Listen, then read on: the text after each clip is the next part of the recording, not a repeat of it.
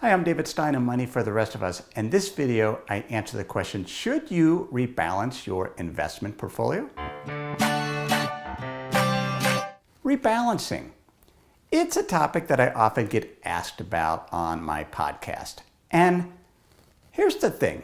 The only reason to rebalance, or why investment advisors or financial planners recommend rebalancing, is to minimize your tracking error, which is the difference of your portfolio return relative to your target. So you want to reduce that tracking error risk, or potentially to increase returns, because when you rebalance, you might sell some investments that have done very well, perhaps they have a higher valuation, and you buy investments that might be cheaper and haven't done as well. And so you might get a return to the mean, a return to the average, and that could boost performance a little bit.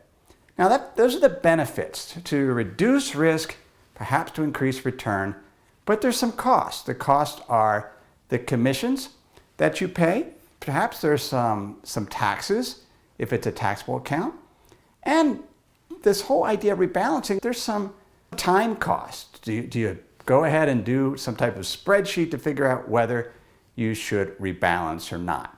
Now, there's a paper that I'll link to in the note to this video by Vanguard on whether you should rebalance or not, or which method is best. Because there's two main methods to rebalance. You can do it on a time basis.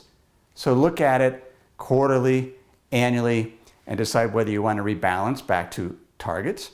Or you can do it on a threshold basis. You look at the portfolio and decide, all right, my allocation to large company stocks is 20% outside of its target. It's about 20% more than it should be. I'm going to rebalance that aspect or my entire portfolio. Those are the two methods. Now, here's something that's not really asked a lot when it comes to rebalancing.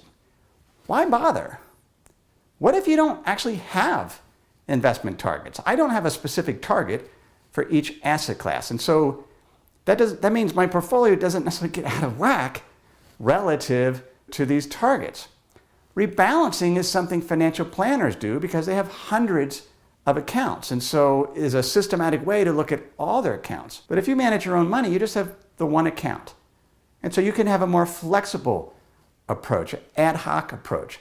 Doesn't mean you never sell stocks and perhaps put money back into bonds, because at some point the allocation gets so out of whack.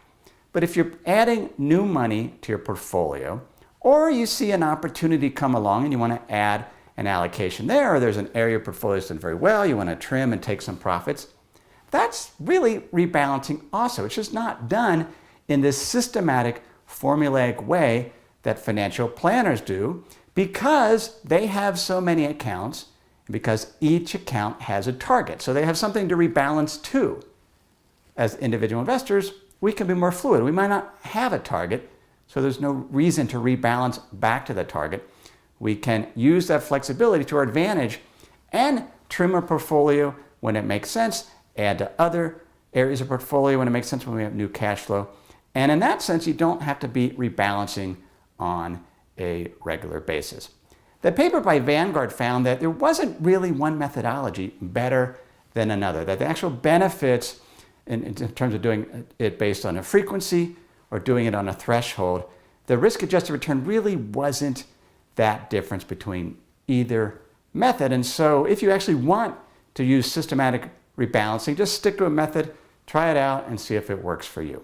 Hey, if you have any questions, you can go ahead and ask that below the video. Thanks.